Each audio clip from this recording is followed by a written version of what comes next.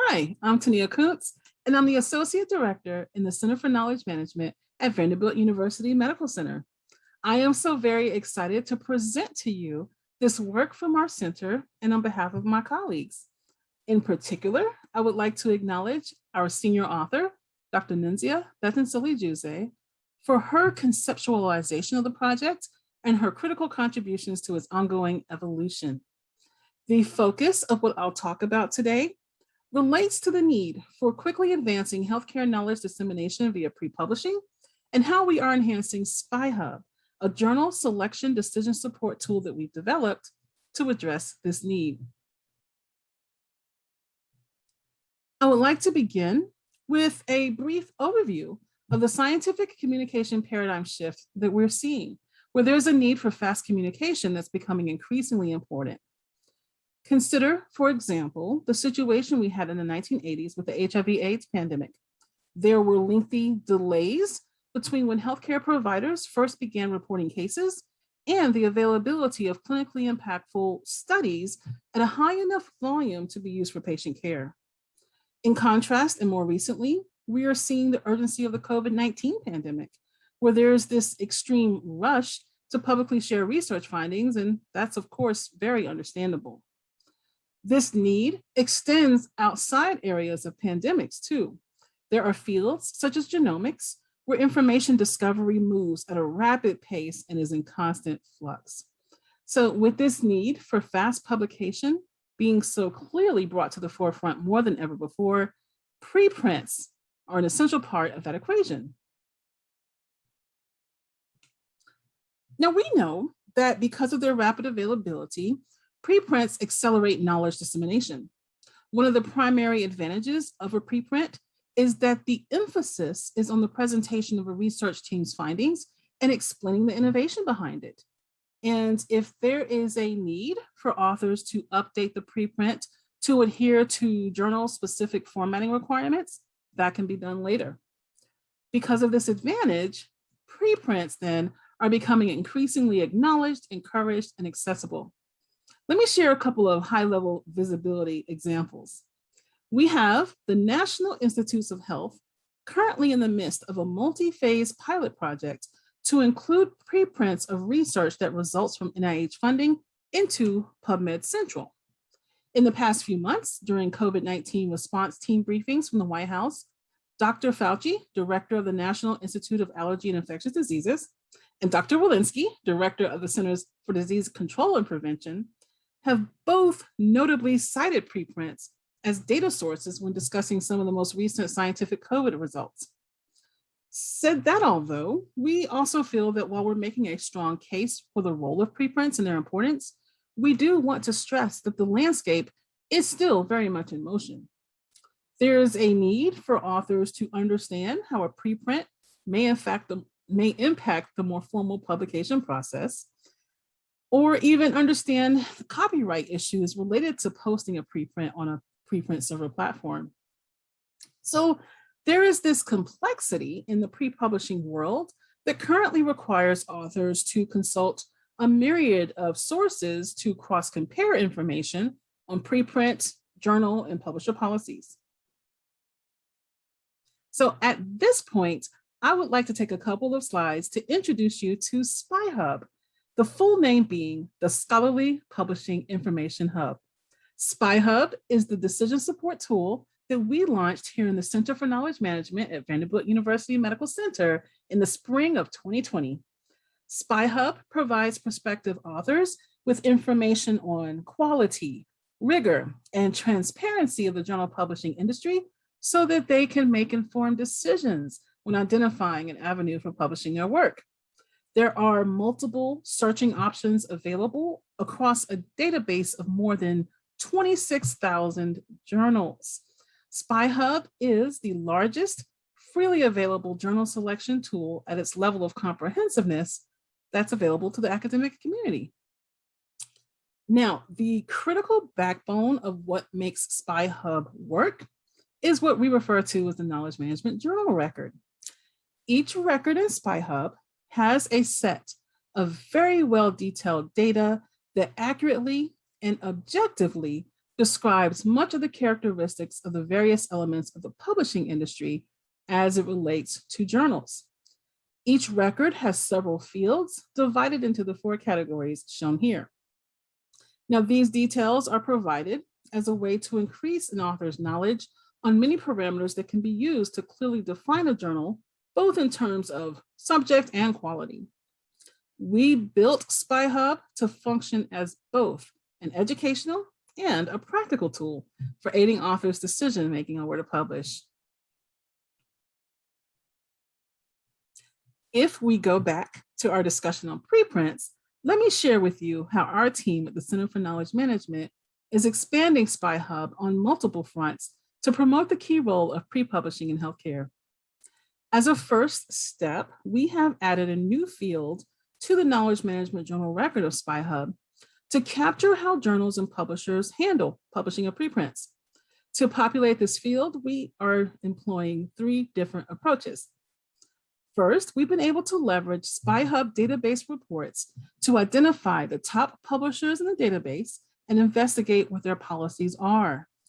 This has allowed us to populate this new field for approximately 14,000 journals. Our next step is to leverage data made available through the Sherpa Romeo database. If you're not familiar with Sherpa Romeo, this is a site of journal and publisher open access related policies. And through the use of an application programming interface they make available for their Creative Commons licensed data set, we've been able to identify policies for approximately 2,800 journals. This then leaves us with about 9,200 journals, which we have begun the process of manually reviewing websites. When we do the manual website review, not only are we looking for their policies, but we're looking for patterns in how they describe and communicate their policies. Because with those patterns, we can develop automated and semi-automated methods of data capture and use that to initially populate this field as well as for ongoing maintenance. So as we populate this new field, we have established 11 categories to describe the journal and publisher policies we're seeing. So this slide shows a breakdown of these 11 categories at the time of this recording. I won't discuss each in detail, but I do want to give you some highlights. We know that for 43% of the journals in SpyHub, the publisher generally allows the author to submit an earlier preprint of the paper or a version they've modified since the preprint. Now, we use the term generally allows because while we can determine that this is the case for a majority of the journals that those publishers produce, there may be some exceptions here and there. We have some publishers where their policies around preprinting or pre-publishing are unclear. Some publishers where their policies vary widely. And then we have publishers who are explicitly not allowing the submission of pre-published work. The dark green slide, the dark green part of the pie represents those journals where the policies are not stated. And as we look at the website and as we look at their information, there's no details given. I'm going to come back to this dark green slice of the pie. Now, I mentioned earlier that we are getting data from Sherpa Romeo. And when that is the case, we are very clear in informing the SpyHub user that the preprint policy information has come to us from Sherpa Romeo. So we have about 1,900 journals where Sherpa Romeo has been able to identify that the journal allows the submission of preprints, and about 900 journals where Sherpa Romeo indicates that the journal does not allow it. Now let's look at the light green slice of the pie. These are the thousands of journals that we are currently working through manual website review to identify their policies. Now we've made progress over the past few months, and we're observing something quite interesting. For a majority of the journals through which we've manually checked the website in order to determine the policy, it is turning out that most of them are ending up moving to that dark green slice of the pie. So we're finding that for this set that we have to manually review, it's often the case that their policies just aren't stated. Now, this is interesting to us because we're seeing a parallel with what occurred during the NIH public access policy implementation. When the National Institutes of Health implemented that policy that requires individuals who are creating articles and creating publications based on work funded by the NIH, it then has to go into PubMed Central. We noted that it took time for publishers and journals to solidify how they would work with authors to fulfill that policy requirement. So as we look at our pre-publishing policies, we're seeing a similar situation. It is taking many journals and publishers time to definitively state for authors what their policies are. Now, in the case of the NIH public access policy, there was distinct pressure from the NIH as a funding agency that drove that policy development. So here in this pre-publishing situation, we don't have funding agencies as such a market driver to creating policies. However, the research community, we could very well come together to be the ones to put pressure on publishers so that acceptance of the pre-publishing model increases. Adding this new field to the Knowledge Management Journal Record in SpyHub was the first forefront we started to address pre-publishing. The second method through which we are addressing pre-publishing is via a new feature in SpyHub, where we are putting together a robust set of metadata unique to preprint servers and policies that we will incorporate into SpyHub as part of a preprint server analysis feature so that prospective authors can use this new feature to select a preprint server platform that best matches their pre-publication needs. Now, this is still a work in progress. We continue to refine the metadata as we apply it to various preprint platforms. We can share, however, that at this point, we have identified 4 main categories for the preprint server metadata we're compiling. We have an area for general information, such as sponsorship and financial backing of the platform. We have an area for manuscript parameters. Here, we may include information on copyright and licensing policies. We are considering a services offered category, and here we can include details such as preservation and versioning of the preprint over time. And in the manuscript submissions category, this is where we can include information on how the preprint platform may wish the author to link back any final published version. So we are going to continue to finalize our preprint server metadata structure and implement it into SpyHub so that we can develop this new feature to guide authors in selecting their preprint servers that best suits them.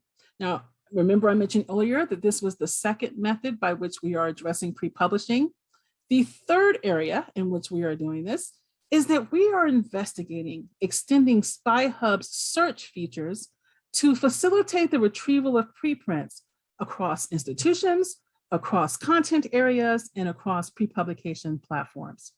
So before I conclude, I do want to again emphasize the importance of how we need to come together as a research community to put pressure on publishers in the publishing industry to accept, facilitate, and even strategically develop more in-house preprint platforms so that knowledge can be rapidly shared and science can be more rapidly advanced.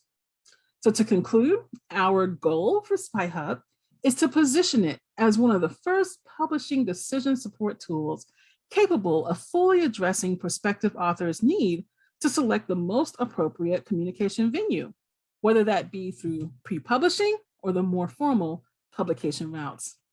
Thank you so very much for your time. And if you have any questions, please feel free to contact me on behalf of the team at tania.kuntz@theumc.org.